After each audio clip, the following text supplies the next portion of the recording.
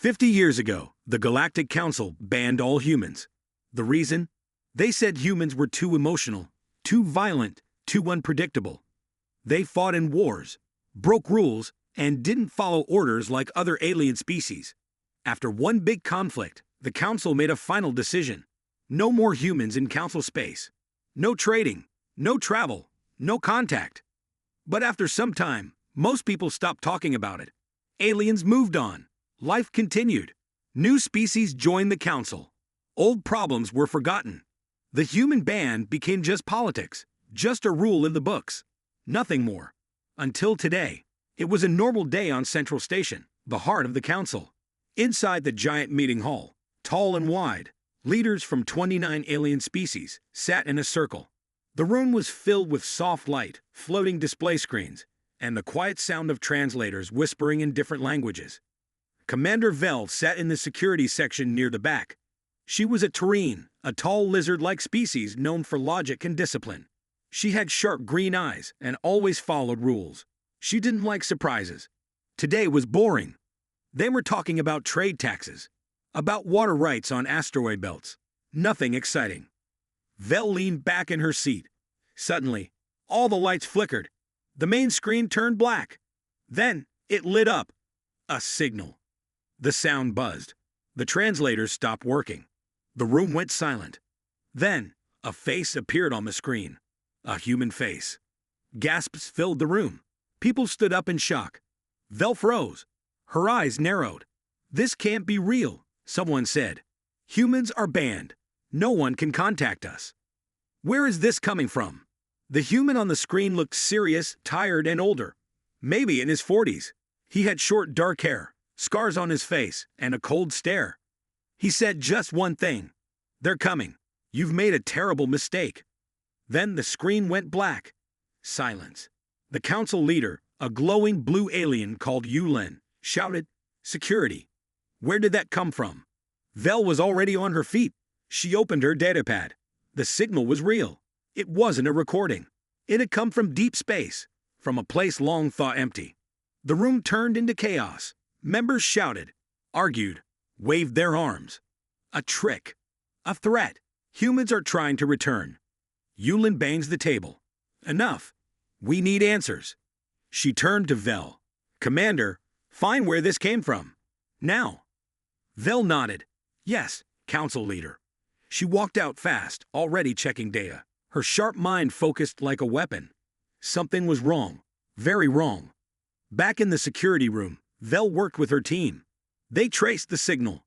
"It came from Sector 9, Commander," one officer said. Vel looked up. "That's impossible. Sector 9 was destroyed in the human war." "Yes, ma'am. The planet is called Ashura. No ships, no stations, no life signs." "But someone sent that message," Vel said. Her voice was cold. "And we're going there." She opened a mission file. She would go herself. Quietly. No council escort. No big teams. She needed to see it with her own eyes.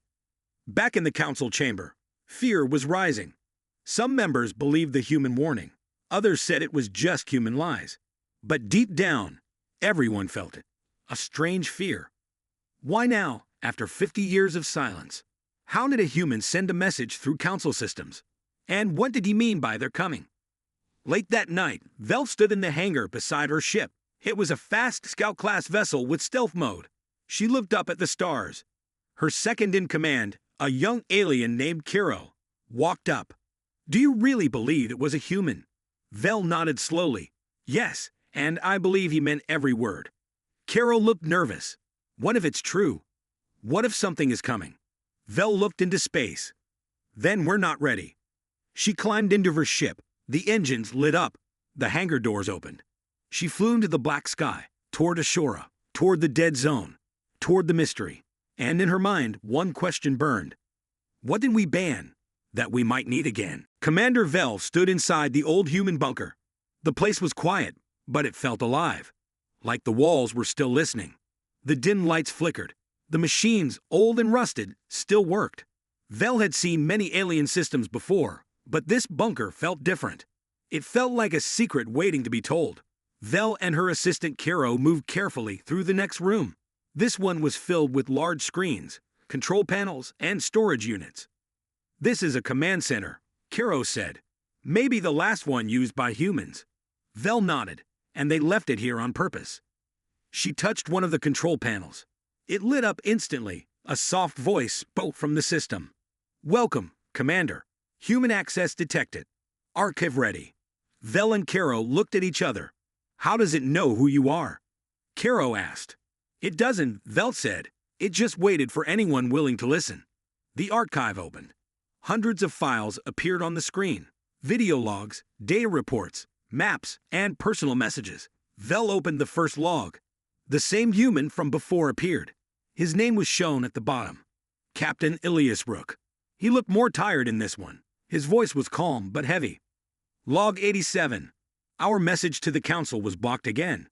No one believes us. The harvester ships destroyed Colony Theta. 6 billion lives lost. Still, they say we're lying. The Council banned us, thinking we wanted war. But we only wanted to stop what's coming. The screen showed maps of star systems, before and after attacks. Planets were gone. Stars dark. Nothing left. "We built this bunker to store everything. If we lose, someone must know the truth. Someone must continue the fight." The screen faded. Vel opened more files. Each one told the same story. Humans discovered the harvesters, machines from beyond the galaxy. Cold, silent, deadly. They moved like shadows. No one ever stopped them. And no one believed the humans. One log showed a meeting between humans and a council member from long ago. Vel watched closely. The human begged the council envoy, "Please, let us share our defense plans. We're not asking for help. We just want you to prepare." The alien replied, "The council does not trust your kind. You always bring conflict." And that was the end. Vel felt something cold in her chest. The humans weren't perfect. But maybe, just maybe, they had tried to save the galaxy. And they were ignored. Kiro stood near a console, reading one of the last messages. "Commander, look at this." Vel joined him. It was a video log dated just days before the final battle on Ashura. Captain Rook looked straight into the camera. "This may be our last message. The harvesters are near. We don't think we'll survive. But if you're watching this, then maybe there's hope. We built more than bunkers. We hit defense codes, tech, ship designs, not just on Ashura. We scattered them across the stars, waiting for someone brave enough to act." He leaned forward, eyes fierce. "If you still fear humans, fine. But know this, we were never your enemy. The real enemy is almost here." The message ended. Vel stared at the screen. She understood now. The humans left more than warnings. They left tools, weapons, plans, a chance. Suddenly, an alarm beeped on her datapad. "Incoming message from Central Council," Kiro said. Vel opened it. Council Leader Yulin's voice filled the room. "Commander Vel, return at once. We reviewed the signal. We believe it was a trick. Come back now. Do not explore further." Vel clenched her jaw. "They still don't believe," she said quietly. Kiro asked, "What will you do?" Vel looked at the final file on the screen, a map showing the locations of hidden human bases across nearby systems. Some of them were close, some in places marked as unsafe. "We're not going back yet," she said. "Why?" Vel turned to him. "Because the humans were telling the truth, and if the council won't prepare." She touched the screen, saving the files to her ship's core. "Then we will." As they left the bunker, Vel looked back one last time. Ashura wasn't just a ruin, it was a warning. And soon, the whole galaxy would need that warning, because something terrible was coming. And only the truth, and what the humans left behind, could stop it. Commander Vel flew through the dark, empty part of space. Her small scout ship moved fast, almost silent. The stars outside were cold and still. She was heading to Sector 9, to the planet called Ashura, a place no one had visited in 50 years. The human war had ended there. Ashura was the final battlefield. Explosions had torn the planet apart. Firestorms had burned everything. The Galactic Council said no one survived. They marked the sector as a dead zone. No ships allowed. No scans permitted. Just silence. Until now. Vel sat in the pilot's chair, staring at the screen. A map showed a shore ahead. Small, gray, lifeless. Her assistant, Kiro, sat beside her. Still no life signs, he said, checking the scanner. No energy, no movement, no tech. Vel frowned. But we got a message from here. Kiro nodded slowly. Yes, and that's what scares me. Vel pressed a button. The ship slowed down. They began to descend. Prepare to land, she said. The ship touched down on the surface of Ashura. The sky above was dark red. Ash and dust covered the ground. Strange twisted metal stuck out of the rocks. Old war machines. Burned ships. Broken towers. It was a graveyard. Vel put on her helmet. The air was still toxic. She stepped outside and looked around. Everything was quiet. Too quiet. She walked forward slowly, scanning the area. Suddenly, her scanner beeped. Miam, Kiro called. I'm picking up something. Underground. Vel turned. Where? 30 meters east, deep below. They reached the spot. It looked like part of the ground had sunk. A crack was visible, and inside, a steel door. Could be an old human bunker, Kiro said. Vel nodded. Help me open it. They used tools to break through the rusted door. It took time, effort, and care. Finally, the door creaked open, revealing a long dark tunnel. Vel turned on her light. She took a deep breath. Let's go in. Inside, the tunnel was cold and silent. Dust floated in the air. Pipes ran along the walls. Some flickered with old power. They reached a large room, maybe a command center. And there, at the center of the room, a glowing core. It was still active. Vel stepped closer. Lights blinked. A screen lit up. It's a human computer, Kiro said, still running after all this time. Vel touched the screen. It responded. Suddenly, a video began to play. A human appeared on the screen. It was the same man who had sent the message to the council. He looked tired, his eyes red, his face serious. He spoke in simple, clear words. If you're seeing this, then the council never listened. We warned them. We begged them. But they didn't care. We discovered something in the far systems, a race of machines. Ancient, powerful. They consume stars. They eat worlds. We called them the Harvesters. They're not like anything you've seen. You can't talk to them. You can't reason with them. They don't want peace.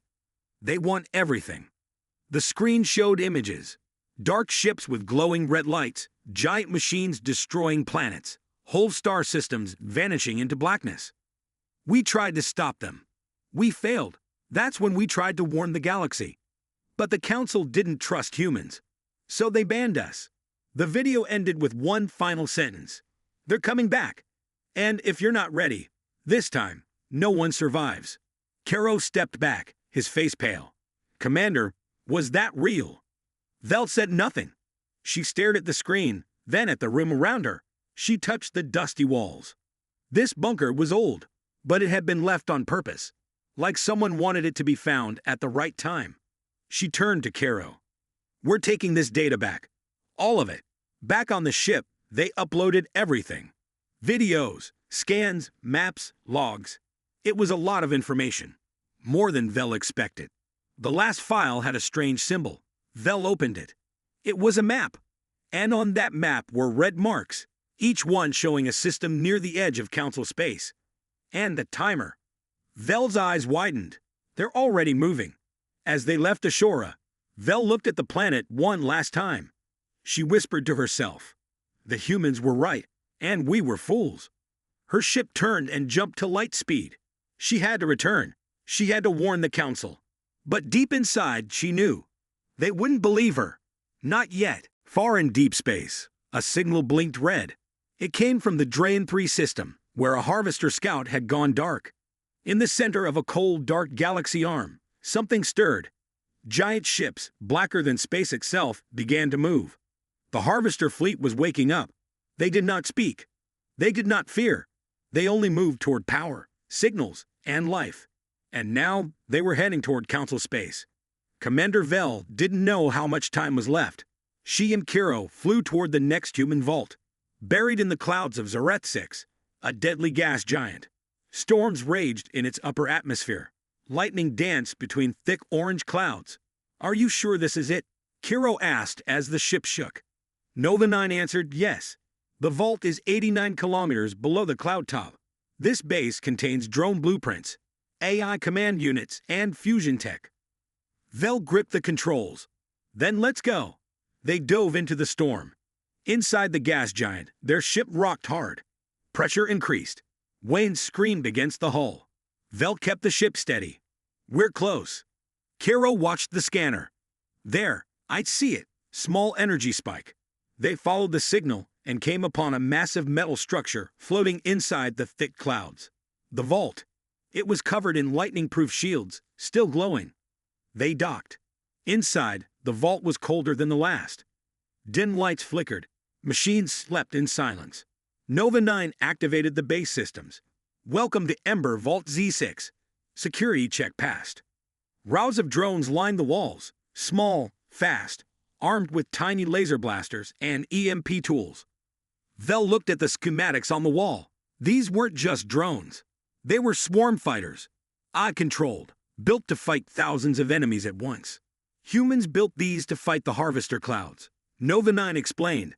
They work best in groups. Fast production. Total automation. Vel nodded. "Can we copy the blueprints?" Nova 9 replied. "Done." Kiro stared at the glowing machines. "We need allies." "Vel, we can't do this alone." Back on Council Prime, fear was growing. More scouts had gone missing. Small colonies near the edge of space had gone silent. Ships that went to check never returned. Council leader Yulin stood before the members. "Commander Vel is a traitor. She is waking up old human threats. And now, we are under attack." But another voice stood up. Councilor Rayo, an older leader from the Surek species. "You said humans were liars, that the harvesters were a myth. But now the myths are here." Yulin shouted, "This is her fault." Rayo replied calmly, "No, this is our fault, for not listening." While the council fought, Vel moved fast.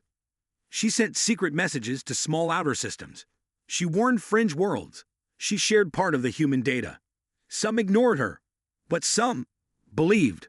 On a mining planet called Torin 5, a small group of pilots activated old ships and replied, "Commander Vel, we hear you. We're ready to help." On a trade station near the Void Line, a technician replied, "We found one of the human codes. It unlocked a full shield system. We're installing it now." The fire was spreading. Not war. Hope. But time was running out. Vel watched the star map in her ship. Nova 9 pointed at a red wave moving across space. Harvester ships detected. 17 vessels, heading for Central Council regions. Vel turned to Kiro. "We need to stop them before they reach the core systems." Kiro said, "How?" "That's a full strike group." Vel looked at the drone blueprints, the Titan strike weapon, and the growing list of allies. "We hit them first. We fight like humans fought, with speed, surprise, and fire." Nova 9 chimed in. "There is one more Ember Vault. One the Council fears most. It holds Project Eclipse." Vel's eyes narrowed. "What is it?" Nova 9 paused. "The humans called it their last card, a weapon that can shut down an entire harvester fleet. But it needs activation codes, and those are hidden on Council Prime." Vel and Kiro looked at each other. "We need to go back," Kiro said. Vel nodded. "Then we go back, into the heart of the storm." Far away, the harvester ships moved in silence. Behind them, in deeper space, a greater shape began to form. Something massive. A harvester capital ship, the size of a moon. Its red eyes opened for the first time in decades. And its next target was Earth's ashes. Because something human still lived there. And the machines wanted it gone. 50 alien warships flew toward Earth. Each one was large, powerful, and armed with the best weapons in the galaxy. They came from many species, the Velari, the Jarkan, the Kethari, but now they had one flag, the Galactic Council. Their mission was simple: show strength, scare the humans, prove who controlled the galaxy. On the lead ship, Admiral Euros of the Kethari race stood tall on the bridge. His body was covered in silver armor, his eyes cold. He stared at Earth on the screen and said, "Begin broadcast. Let's wake the sleeping lions." A loud signal was sent. It was a warning message, broadcast across all Earth channels. This is the Galactic Council. Your secret training program is a threat. Stop all military activity. Open your borders. We are watching. If you do not answer, we will act. The message repeated in 300 languages. Then, they waited. 5 minutes. 10 minutes. 30 minutes. No answer. No voice from Earth. No video. No sound. Only silence. Admiral Euros clenched his jaw. Send fighters to the atmosphere. Let them know we're serious. 12 alien fighter ships left the main fleet and flew closer to Earth's sky. They did not attack. They only flew in patterns, a warning dance. Suddenly, a strange thing happened. Every ship's screen turned black. All signals were lost. Radar went blind. Weapons shut down. Even Admiral Euros' command chair stopped working. He stood and shouted, "What is this? Who's doing this?" Then, the screens came back on. But now, they all showed the same thing. A human face. It was Eric Voss.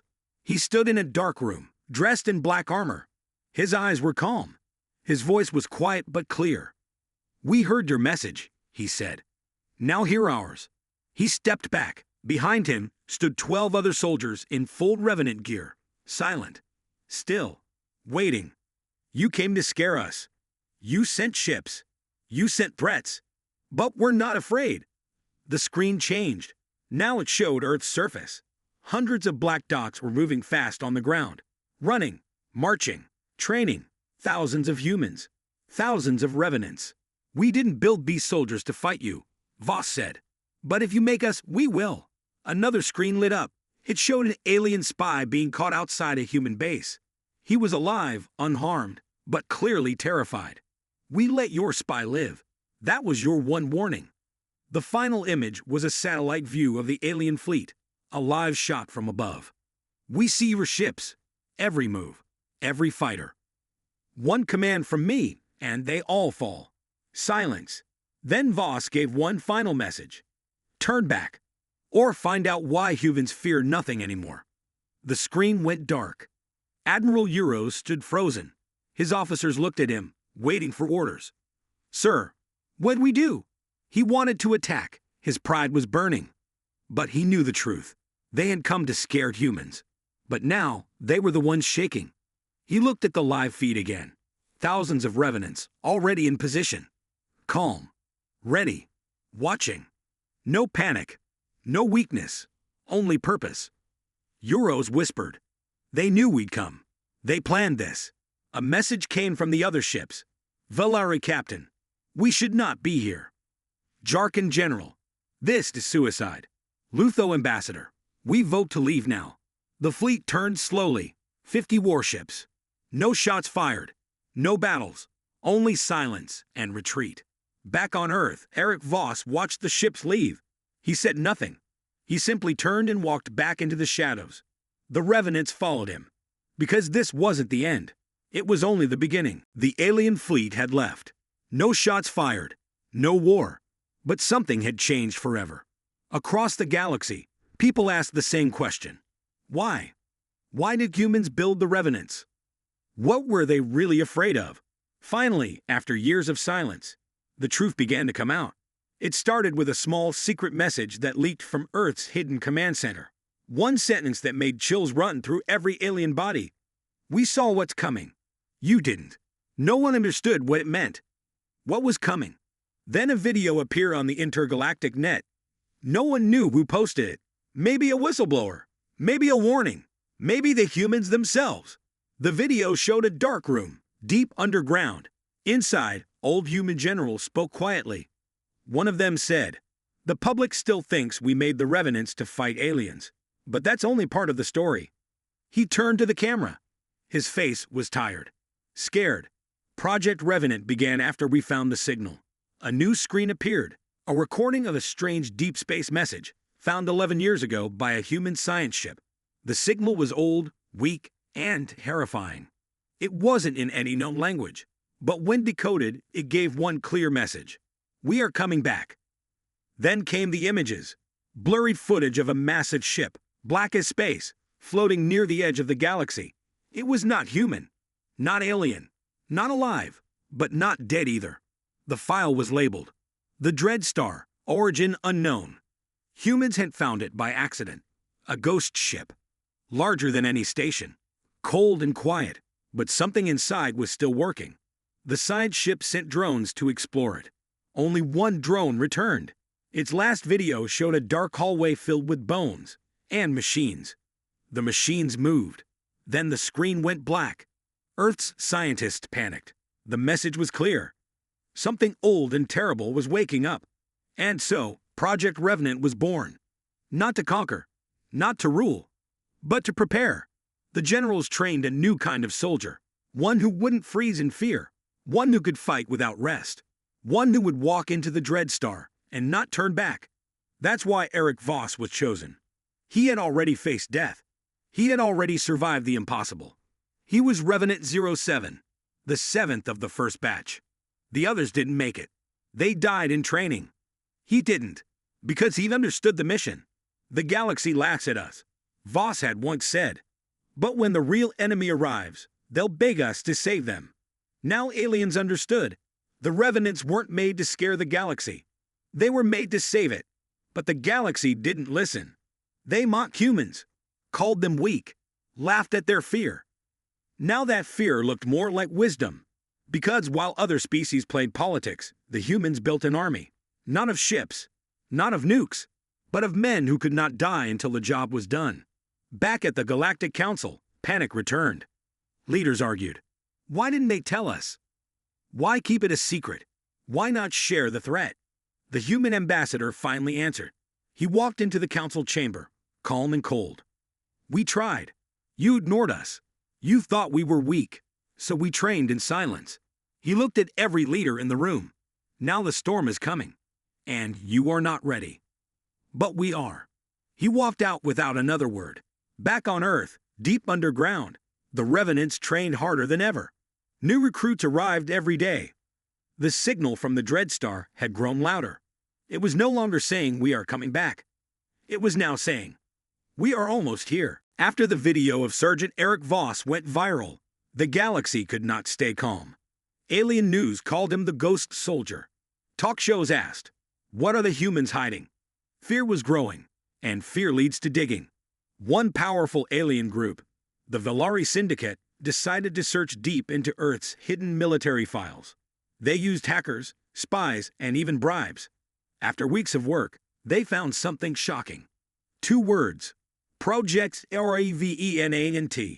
The file was locked with heavy Earth encryption, but the name alone caused panic. What was Revenant? A weapon? A virus? A war program? They dug further. Piece by piece, secret documents leaked. The truth was worse than expected.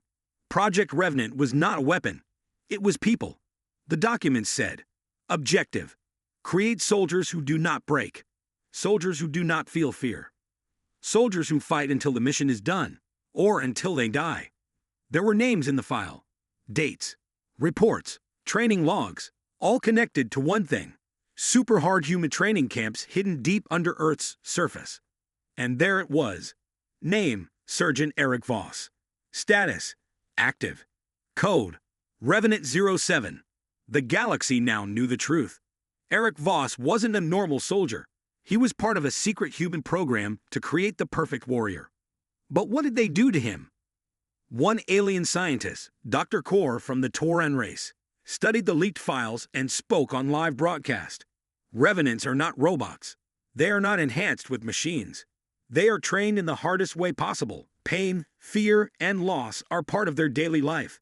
They are broken and rebuilt again and again, until they stop breaking. He paused. Then he added, this is not science. This is something else. The most shocking part was this. Eric Voss had died 3 times during training. Medical logs said his heart stopped during survival tests. He had frozen in snow for 6 hours, been shot in training drills, lost oxygen in a zero-gravity chamber. Each time, he came back. Each time, he became stronger. Alien audiences watched in horror. He's not human anymore, one viewer wrote. But another replied, no. He is what humans become when they must survive. The galaxy couldn't stop thinking about it. How many more Revenants are there? Are they in every human army?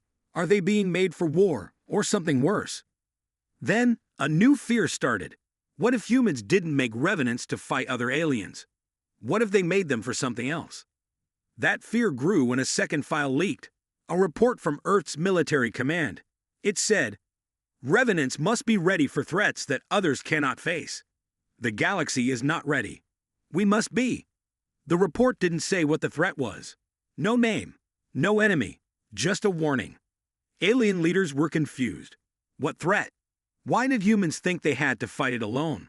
And if they had to train monsters like Voss to stop it, how bad could it be? At the Galactic War Museum on planet Jelix, a group of alien historians opened a new section. The Human Change, from weak to fearless. It showed clips from the Voss video, images from the leaked files, and a hologram of the words, Project Revenant. Visitors walked in laughing and walked out silent. The most popular quote in the museum came from a Revenant training file. It said, "Revenants do not fear death.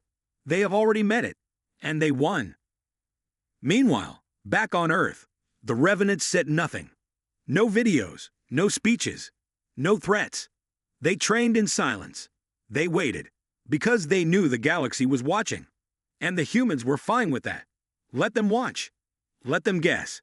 Because the Revenants were not built for fame or fear. They were built for something bigger. And that something was coming.